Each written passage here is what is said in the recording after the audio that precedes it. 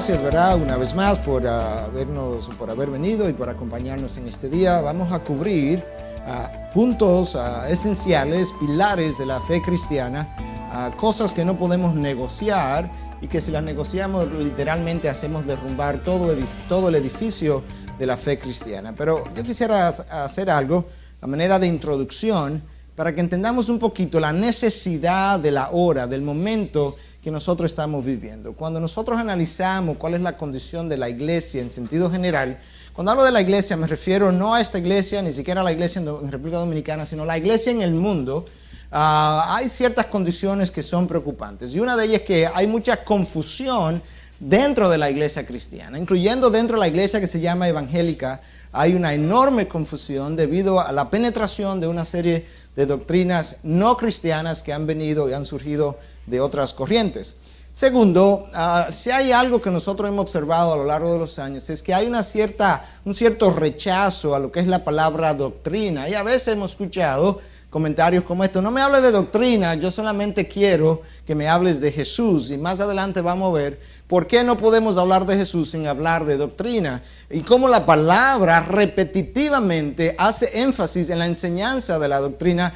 Y hoy hemos querido poner eso a un lado y le hemos puesto el énfasis a las experiencias, a los sueños, a aquellas cosas personales que si son congruentes con la palabra, pues bueno, amén, pero si son contradictorias, como muchas veces lo son, entonces no podemos darle valor. Y sin embargo, las iglesias hoy en día han hecho un gran énfasis en lo que es la predicación de las experiencias, anécdotas, a expensa de lo que es la enseñanza de la palabra. Producto de todo eso, entonces, con frecuencia no hay dentro del pueblo de Dios un estudio profundo de lo que es la palabra de Dios. Y muchas veces hay algo que se ha dicho de la iglesia en nuestro país y de otros países por igual, que se ha denominado el fenómeno de la puerta de atrás. Y es que muchas iglesias pasan los años y la iglesia, hay caras nuevas, pero la iglesia no crece. Y muchas veces lo que está ocurriendo es que 50 personas entran por la puerta de adelante y 50 personas salen por la puerta de atrás. Por eso se llama el fenómeno de la puerta de atrás. Y en gran medida lo que está ocurriendo es que después que yo tengo 1, 2, 3 años en ese lugar, no hay nada nuevo que me están enseñando, no hemos quedado en la superficie y entonces ya estamos cansados, estamos aburridos e incluso pensamos que ya no hay nada más que aprender, y entonces en esa insatisfacción abandonamos muchas veces esa iglesia local donde habíamos estado. Claro que hay otras razones por las cuales las personas dejan una iglesia, pero por lo menos esa es una de las que ha sido estudiada. Y otra cosa que le ha hecho mucho daño a la iglesia de hoy en día es el descrédito de muchos líderes, a veces líderes en televisión, el descrédito con relación al factor dinero, como siempre se está pidiendo dinero, toda una doctrina que tiene que ver con la prosperidad, y cómo entonces ese liderazgo, a veces a fallas inmorales con frecuencia de parte de los líderes, eso le ha ido quitando crédito a la iglesia. Y nosotros queremos hacer este seminario precisamente para fortalecer las bases de la iglesia, fortalecer lo que es la doctrina. Cada práctica dañina de una iglesia o pecaminosa puede ser conectada directa o indirectamente a una mala doctrina, a una mala enseñanza. Y es por eso que hemos querido hacer este seminario. Nota lo que Pablo le dice a Timoteo en su segunda carta, en el capítulo 4, versículos 3 y 4. Porque vendrá tiempo cuando no soportarán la sana doctrina. Ahí está la palabra. Vendrá un tiempo donde el oyente no va a soportar, le va a molestar oír una sana doctrina. Increíble, ¿eh? Sino que teniendo comezón de oídos, acumularán para sí maestros conforme a sus propios deseos, y apartarán sus oídos de la verdad y se volverán a mitos. ¿Qué es lo que Pablo le está tratando de comunicar a Timoteo? Que va a venir un momento en que la gente no querrá alimentarse del pan de Dios, sino que preferirá mitos, experiencias personales, un sueño, una visión, la preferirá antes que la palabra, y en eso se van a apartar, en esa búsqueda se van a apartar de la verdad y van a preferir maestros que les rasquen los oídos, que le hagan sentir bien. Y yo creo que ese momento lamentablemente le ha llegado a la iglesia. La palabra doctrina, que aparece en el Nuevo Testamento múltiples veces, significa, o es la palabra en griego didascalia, y lo único que significa es enseñanza.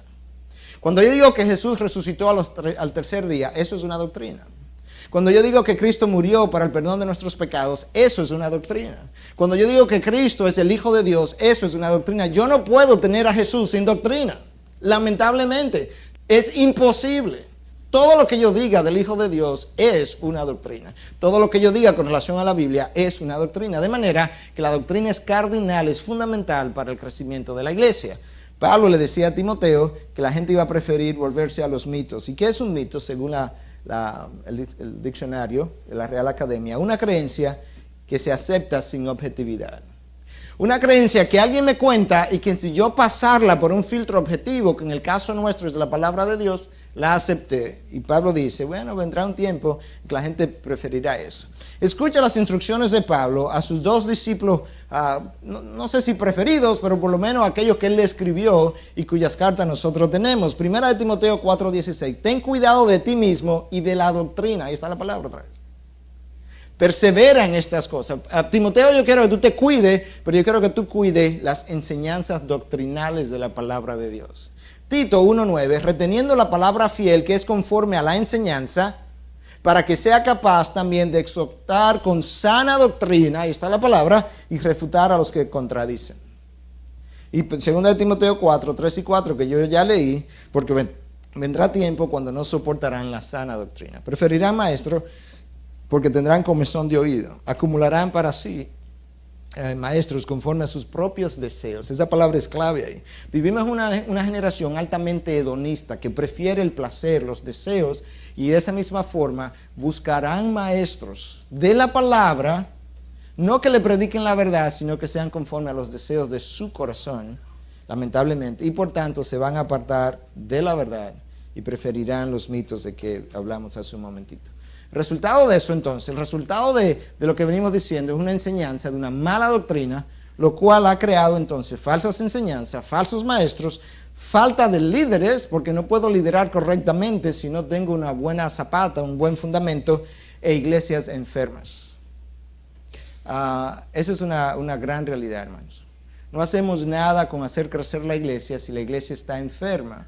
En días atrás alguien me preguntaba, Miguel, ¿cómo ha crecido la iglesia de ustedes? ¿Qué estrategias, qué tácticas? Yo le decía, mira, no ha habido tácticas ni estrategias. Ha habido enseñanza y ha habido una visitación especial de Dios. Pero lo que quería comunicarle a esa persona fue simplemente esto. Cuando un niño nace, cuando ese niño no está creciendo, el pediatra lo que se pregunta es qué está impidiendo el crecimiento del niño, porque un niño sano por naturaleza tiene que crecer. Entonces lo que el pediatra quiere no es inyectarle hormona del crecimiento necesariamente a ese niño, sino encontrar qué es lo que le está impidiendo su crecimiento. La iglesia sana por naturaleza debía crecer o debe crecer. Si la iglesia no crece, tenemos que preguntarnos qué está impidiendo su crecimiento, y a veces tiene que ver con la doctrina. Todo este seminario también tiene un aval bíblico que Pedro escribe, ¿verdad? Y que cada cristiano debiera poseer esto que Pedro está diciendo, esta verdad. Dice lo siguiente: estando siempre preparados para presentar defensa ante todo aquel que os demanda razón de la esperanza que hay en vosotros, pero hacedlo con mansedumbre y reverencia. Lo que Pedro está diciendo es que si debiéramos estar siempre preparados, es que por lo menos en cuanto a mí respecta, que cuando alguien me haga una pregunta que yo pueda responder, que yo no tenga que correr a buscarlo en un libro necesariamente, que yo no tenga que correr necesariamente a preguntarle a mi pastor, aunque en ocasiones eso puede ocurrir, pero que en sentido general estemos listos, preparados para dar respuesta, para presentar respuesta ante todo aquel, o presentar defensa. La palabra ahí en el griego es apología, de ahí que hay apologistas de la fe, defensores de la fe. Apología es el término. Y que podamos hacer eso con mansedumbre y reverencia. No olviden esas dos cosas, hermano. Nosotros no hacemos nada con debatir doctrina de forma orgullosa. Nosotros no hacemos nada con debatir doctrina como que yo sé y tú no sabes. Nosotros necesitamos enseñar con mansedumbre y con reverencia. Y eso son dos cualidades que no podemos olvidar. Habiendo dicho todo eso, ¿verdad? Como introducción, vamos a comenzar a hablar un poquito de lo que es bibliología, el estudio de la Biblia. ¿Por qué es importante? ¿Qué es necesario? ¿Por qué estos 66 libros que tenemos hoy son los libros que consideramos fidedignos, inspirados y que Dios nos ha dado? Cuando hablamos de bibliología, el primer concepto que necesitamos entender es el concepto de inspiración. ¿Por qué nosotros creemos en la Biblia como palabra infalible? Bueno, porque entendemos que la Biblia fue inspirada por Dios. Y si la fuente de donde sale la inspiración es infalible, como Dios es, se supone que lo que resulta de su inspiración debe ser también infalible. Y la palabra nos dice en 2 Timoteo 3:16, toda escritura, no una parte, no el Antiguo Testamento, no el Nuevo, toda escritura es inspirada. La palabra ahí en el griego es el equivalente a exhalada. Cuando yo respiro hacia adentro, eso es inspiración, pero cuando yo respiro hacia afuera, eso es exhalación. Y literalmente en el griego no dice tanto inspirada como está aquí en el español, sino exhalada.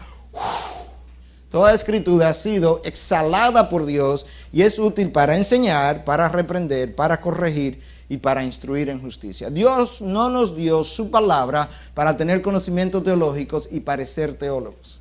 Dios tampoco nos dio su palabra para que nosotros podamos lucirnos delante de otros con todo lo que sabemos. Dios nos dio su palabra para 4 cosas: para enseñar, para reprender cuando sea necesario, para corregir y para instruir en justicia.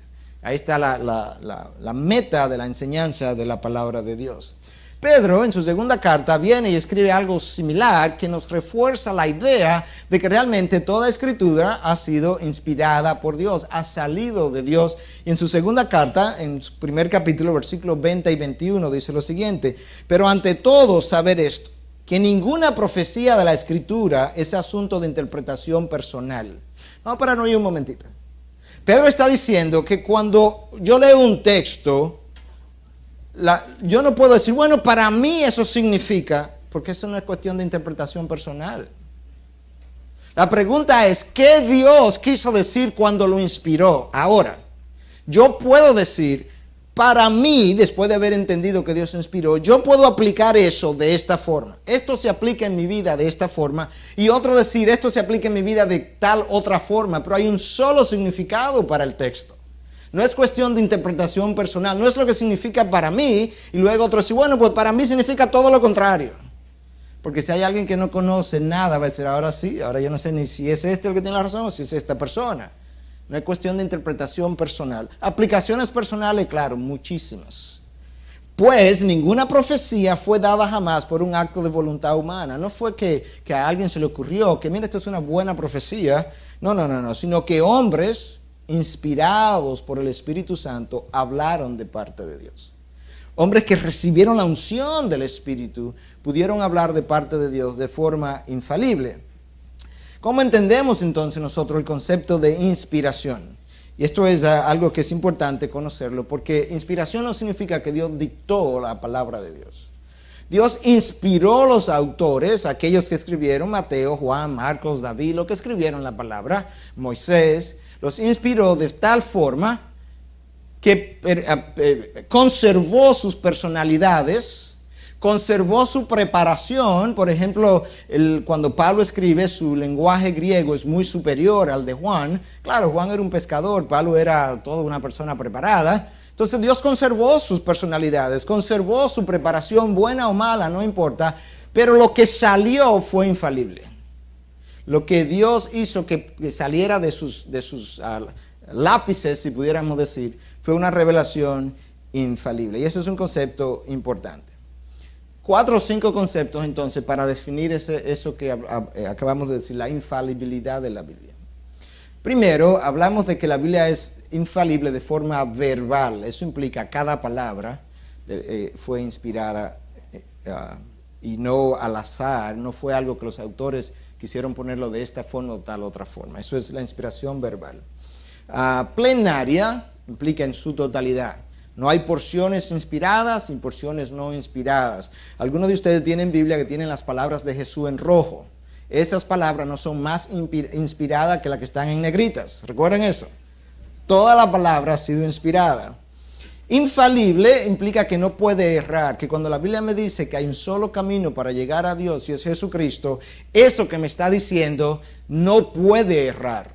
Si yo cojo ese camino, cuando yo llegue al final, yo me voy a encontrar con Dios.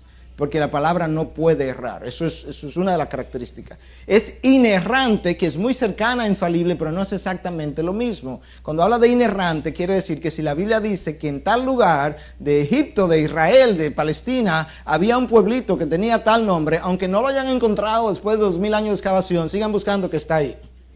No tiene errores, inerrante, y eso más adelante lo vamos a hablar también, y que es ilimitada su inspiración. En otras palabras, si habla de geografía, de que tal ciudad estaba ahí, estaba ahí. Si habla de un río que estaba ahí, estaba ahí. No importa el campo a la cual la Biblia se refiera, la palabra es ilimitada. Lo que no podemos hacer es al revés, querer tratar de traer conocimientos de la ciencia y entonces querer contrarrestar la Biblia cuando la Biblia no está hablando de eso. Por ejemplo, se condenó a Galileo porque Galileo dijo que la Tierra no era el centro del universo, sino que el Sol es el centro del sistema planetario. Y mucha gente nos ha dicho, bueno, es que la Biblia ni se puede creer porque mira cómo condenaron a Galileo. La Biblia en ningún momento dijo que la Tierra era el centro del universo, ni que el Sol era tampoco. Entonces, de aquellas cosas que la Biblia es silente, bueno, la ciencia que dé su veredicto. Y entonces nosotros vemos ahora la diferencia, pero si la Biblia habla de algo que tiene que ver con la ciencia, la Biblia está por encima de la ciencia, porque ha salido de la mente de Dios. Hubo un concilio de infalibilidad que se reunió en Chicago en el año 1978. Yo creo que ellos han dado la mejor definición de qué es lo que infalibilidad significa. Ellos dicen lo siguiente: cuando todas las cosas sean conocidas y puestas a la luz, en otras palabras, hay cosas que no han sido conocidas. Pero cuando sean conocidas y puestas a la luz, se demostrará que los escritos originales de la Biblia no contienen error alguno, en ninguna área, ya sea en relación a doctrina bíblica, historia, ciencia, geografía, geología o cualquier otra disciplina del conocimiento. Años atrás se estaba buscando un pueblo que la Biblia llama el pueblo de los Eteos y no aparecía. Y como no aparecía, muchos dijeron, bueno, tú ves que la Biblia contiene errores. Bueno, siguieron excavando y finalmente apareció no solamente el pueblo Eteo, el imperio de los Eteos con una capital y demás. Entonces, por eso que esto está aquí, cuando todas las cosas sean conocidas. Pasa que hay muchas cosas que el hombre no conoce y quisiera negarlas sin conocer todas las cosas. Entonces ese es el concepto de inspiración. El otro concepto importante en bibliología es revelación.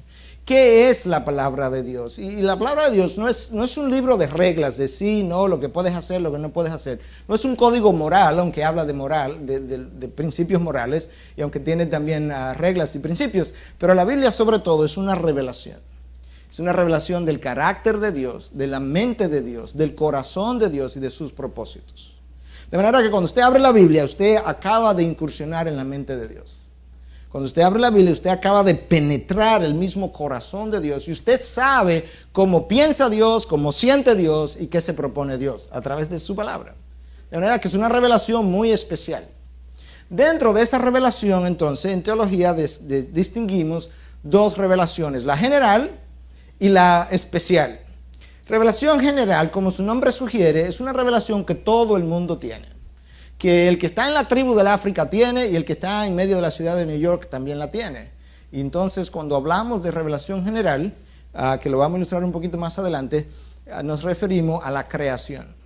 Dios dice que el hombre, si mira a su alrededor, por lo que está creado, tiene suficiente evidencia para saber que hay un Dios. De eso vamos a hablar en la próxima sección. Y que la conciencia del hombre sabe que hay un Dios. No importa si él está en la jungla. Eso es revelación general. No hay un solo hombre que no tenga esa revelación. Pero hay una revelación especial que necesitamos reconocer porque está ahí. Y es aquellas revelaciones que Dios ha hecho que no se las ha dado a todo el mundo. Por ejemplo, Dios se le reveló a Moisés en forma que ninguno de los que estamos aquí la hemos visto. Eso fue especial. Dios le dio sueños a veces a los profetas que no nos ha dado ninguno de nosotros. Le dio visiones que no nos ha dado ninguno de nosotros. Eso fue especial. La persona de Jesús es una revelación especial porque hay gente en la jungla que todavía no conoce ni siquiera el nombre Jesús. La Biblia en un sentido es una revelación especial porque cuánta gente no tiene una Biblia en sus manos. Es más, cuánta gente todavía no sabe lo que es un libro, mucho menos lo que es la Biblia. Entonces, la Biblia es una revelación especial que Dios ha hecho al hombre, la persona de Jesús también. La razón por la que hablamos de todo esto es porque hoy en día hay un interés marcado en los medios de comunicación, en las universidades, de destruir la infalibilidad de la Biblia. Claro, Si yo puedo decir que la Biblia contiene error en una página de la Biblia, yo puedo deshacer el resto de lo que es el fundamento bíblico, y ese es el énfasis hoy en día, en tratar de desacreditar lo que es la Biblia, porque eso tú podrías negar fácilmente la fe cristiana, porque si yo puedo probar eso, yo no puedo creer más en esto como verdad absoluta, y por tanto todo mi mundo se vuelve relativo, que es lo que el mundo quisiera hacer, y eso me da mi libertad para vivir a mi manera. Y eso es lo que el mundo de hoy quisiera conseguir. Y la forma más fácil de hacerlo es destruyendo esta palabra. Lo penoso es que si eso lo hiciera el impío, bueno, pues lo entendemos. Pero es que dentro de la iglesia que se llama evangélica hay todo un mundo enorme de liberales que precisamente cree que la Biblia es falible, que contiene errores, que no hay verdades absolutas y demás. Imaginémonos ahora, si eso es aquellos que se llaman cristianos, cómo andan aquellos que no creen en la Biblia ni siquiera. Y hoy en día esto es donde nosotros estamos, no hay valores absolutos y por tanto yo puedo vivir de una forma liberal. Usted no puede negociar la infalibilidad de la Biblia. Si usted negocia eso, negoció la fe cristiana. Yo creo que el que negocie la infalibilidad de la Biblia, lo mejor que debe hacer, que nos hace un bien incluso, y le hace un bien a la causa, es salirse de la iglesia y decir que usted es otra cosa, pero no deje de llamarse cristiano. Porque el concepto de cristiano implica que usted abraza por completo esta verdad. Y eso es importante. ¿Por qué creemos entonces en la Biblia? No creemos en la Biblia simplemente por fe, aunque hay un elemento de fe importante. Pero no es que hemos cerrado los ojos y hemos dicho, no hay que creer en eso, independientemente de todas las evidencias, porque Dios nos ha dado evidencia precisamente para probar su palabra. Creemos en la Biblia primero por la unidad del tema. La Biblia fue escrita por 40 autores, desde 3 continentes diferentes, en 3 lenguajes diferentes, sobre un periodo de aproximadamente 1500 años. ¿Cuál es la probabilidad de que usted coja hoy en día 40 periodistas, lo ponga en 3 continentes diferentes, y que vivan, uno 1500 años atrás, otro 1200, otro 1000, otro 800, otro 500, otro 200, que lo ponga totalmente distanciado el uno del otro? No se conocen, no hay internet, no hay teléfono, no hay forma de saber lo que uno dijo y lo que otro escribió. Y que 1500 años después, digamos que vamos a recoger todos estos libros y que todos coincidan y tengan una misma verdad, un solo hilo conductor. ¿Cuál es la probabilidad de que eso ocurra? Usted pone 2 periodistas a relatarle un mismo incidente en el mismo tiempo y luego lo manda cada uno a su periódico a que escriban y salen 2 relatos diferentes frecuentemente. Imaginémonos ahora 40 autores en 1500 años. Hay una unidad del tema. Creemos en la Biblia porque la arqueología continúa cada año confirmando la veracidad de la Biblia. Le mencionaba ahorita lo que pasó con el imperio de los Eteos, pero así ha ocurrido con múltiples otras cosas. Y literalmente, hermano, los arqueólogos hoy en día usan la Biblia, aún aquellos que no creen que es infalible, aún aquellos que no creen en la persona de Jesús como Dios, usan la Biblia como libro que le ayude a identificar dónde estaban poblados de la antigüedad. Y buscan en la Biblia dónde han estado y comienzan a excavar ahí, porque se han dado cuenta de que realmente la Biblia describe lo que ocurrió en aquel tiempo. Entonces la arqueología la ha ido confirmando. Número 3, creemos en la Biblia por el cumplimiento exacto de las profecías. Con relación a Jesús nada más, hay más de 100 profecías que se cumplieron al dedillo: nacido de una virgen, nacido en Belén, que vendría de la raíz de David. Y nosotros pudiéramos seguir cientos de años de historia y ver el cumplimiento exacto. Hay algunas de ellas, algunas de esas profecías que son increíblemente maravillantes, que no tengo el tiempo para cubrir, pero que nos dicen a nosotros, wow, verdaderamente aquí tuvo que haber algo sobrenatural. Número 4, creemos en la Biblia por la evidencia de la resurrección, y de eso vamos a hablar ampliamente más adelante, porque la resurrección de Cristo es el eje sobre el cual descansa la fe cristiana. Pero no hay otro evento histórico mejor confirmado históricamente hablando que la muerte y resurrección de Jesucristo. Y creemos en la Biblia finalmente por las vidas cambiadas. Tenemos 2000 años de historia viendo vidas cambiadas a través del poder de la predicación de una palabra. Países han cambiado, generaciones han cambiado, familias han cambiado. Me van a decir que eso ocurrió simplemente por el carisma humano de aquellos que se pararon en un púlpito. Bueno, si fuera así, ¿por qué no vemos los mismos cambios a través de otras fe religiosas? ¿Por qué es un cambio tan sui generis? Sí, porque es una fe muy sui generis, muy única, y por eso también creemos en la Biblia como palabra de Dios. Cuando hablamos de la Biblia, entonces, quizás algunos de ustedes han oído el término el canon de la palabra. El canon es una palabra que viene del griego, canon, que significa vara de medida, estándar. En otras palabras, cuando decimos eso es contrario al canon, lo que estamos diciendo es que esa enseñanza es contrario a este estándar, a esta vara de medida. A eso es que se refiere cuando hablamos del canon de las Escrituras. ¿Y cuáles son qué compone el canon de esas Escrituras? Bueno, son 66 libros, 39 en el Antiguo Testamento, 27 en el Nuevo Testamento, usted los suma, son 66 libros, que la iglesia primitiva reconoció como bueno, como válido, que venían de puño y letra de aquellos a quienes ellos conocían a Pablo, conocían a Juan, conocían a Pedro, y que le dieron aceptación precisamente porque sabían quién eran sus autores y porque no encontraban contradicciones entre un libro y otro. Hay libros que han sido rechazados, que no están aquí en nuestra traducción, los libros deuterocanónicos, que sí están en lo que es la traducción católica. ¿Por qué la iglesia primitiva rechazó esos libros? Bueno, primero, porque en esos libros hay doctrinas que contradicen el resto de lo que está aquí. Uno de los criterios para incluirlo, para la iglesia primitiva incluirlo, era que no podía haber contradicción entre este libro y estar en el mismo canon, en el mismo libro de la Biblia. Entonces hay doctrinas contradictorias que no están en el resto de esta palabra, porque hay errores de historia en esos libros, y más importante aún, porque en esos libros se escribieron en el periodo entre el Antiguo Testamento y el Nuevo Testamento, 400 años de historia donde no hubo profeta, donde no hubo nadie quien comunicara la verdad de Dios. Y si no hubo ni siquiera profeta, ¿quién estaba escribiendo esta palabra? Los mismos libros deuterocanónicos, creo que primera o segunda de Macabeo, dice que no había profeta en ese tiempo. O sea, los mismos libros hablan de que no había profeta. Entonces no había quien los inspirara, de forma infalible. Y el pueblo judío, esos libros se escribieron dentro del pueblo judío, el pueblo judío nunca los aceptó como bueno y válido, siempre los rechazó. Y por eso no están en nuestra traducción. ¿Cuáles eran los requisitos para ser incluidos en el canon? O sea, ¿cómo estos libros llegan a formar la Biblia de hoy? ¿Cómo nosotros sabemos que estos sí y otros no? Bueno, aquí hay algunos requisitos que tenían que llenar. Primero, el libro tenía que haber sido escrito por un hombre de Dios, que fuera confirmado por actos de Dios, que dijera la verdad acerca de Dios, que hubiese venido en el poder de Dios y que fuera aceptado por la gente de Dios. Moisés fue confirmado por actos de Dios.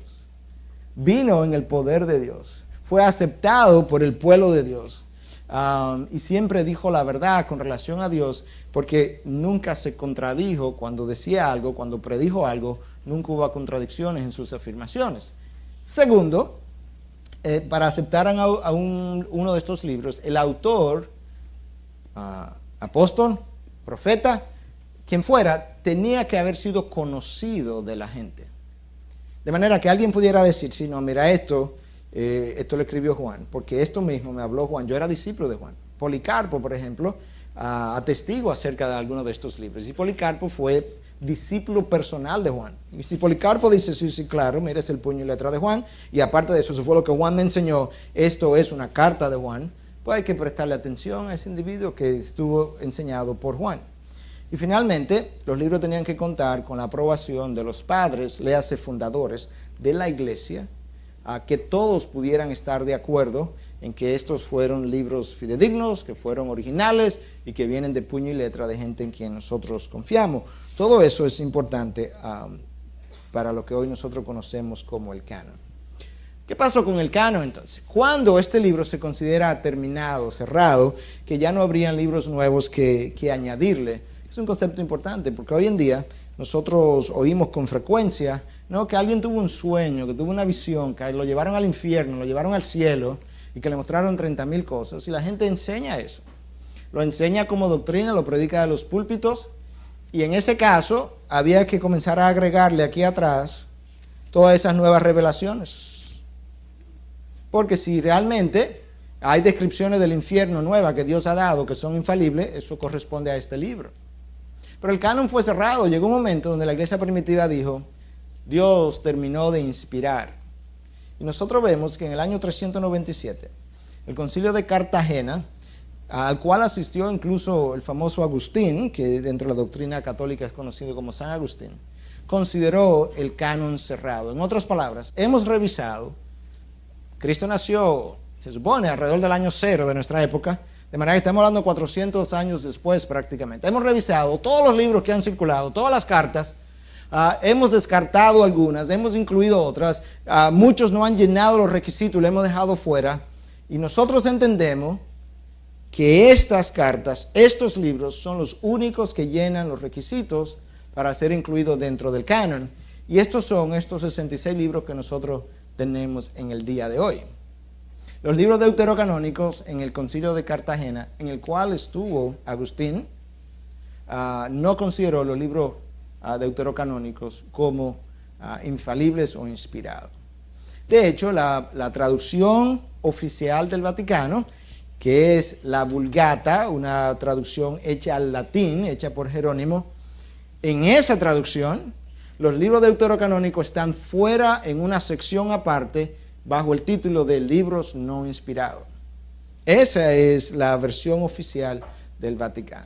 Los libros fueron incluidos en el año 1549, más de un milenio y medio después, a raíz de la controversia con Martín Lutero. Pero hasta esa época no eran considerados ni siquiera por la doctrina católica como libros inspirados. Este libro cierra con estas palabras.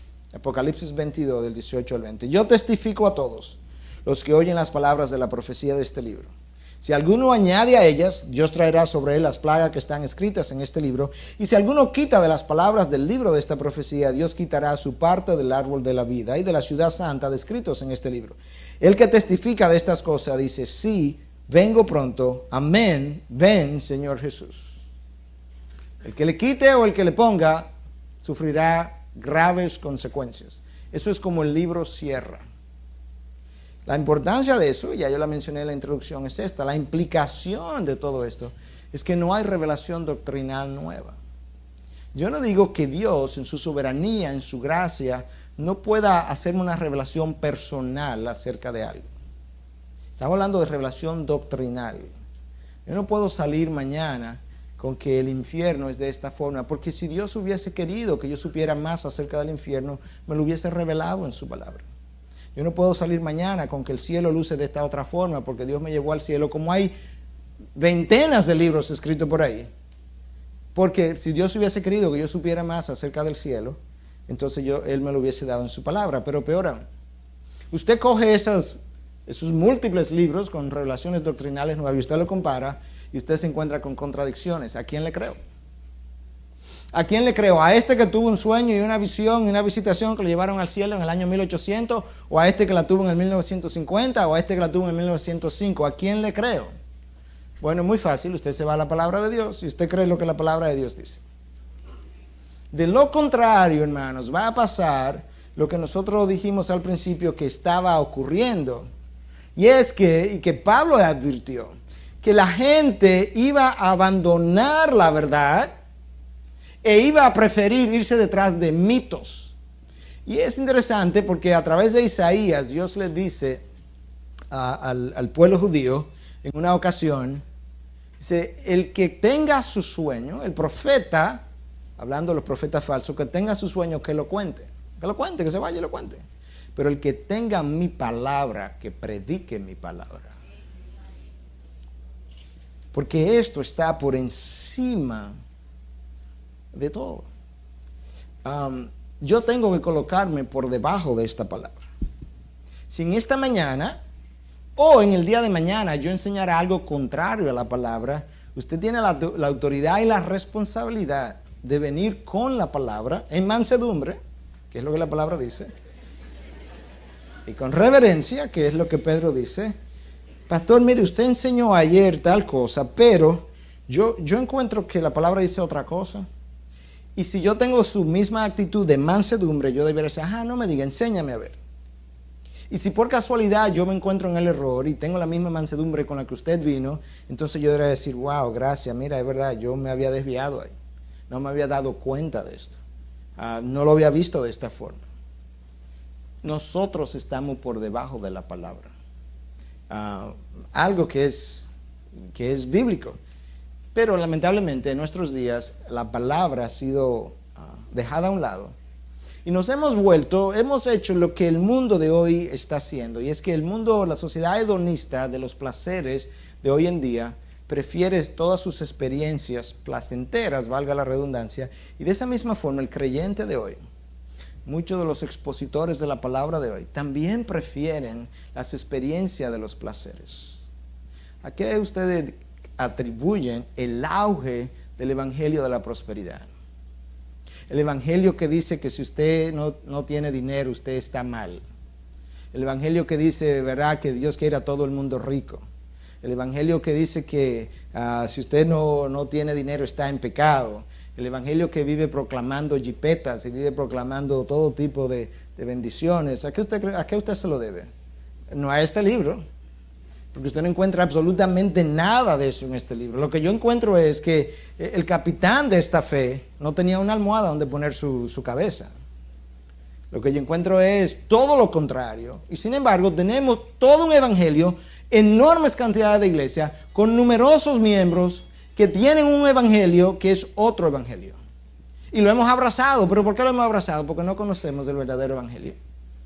Y no podemos olvidar, hermanos, que Pablo nos dijo hace mucho tiempo que si aún un ángel del cielo o aún nosotros mismos, en Gálatas 1, viniera y predicara otro evangelio que el que os hemos enseñado, que sea anatema, que sea maldición, maldito. Pablo, inspirado por el Espíritu de Dios, pronunció una maldición sobre aquellos que prediquen un evangelio que contradiga lo que la palabra dice.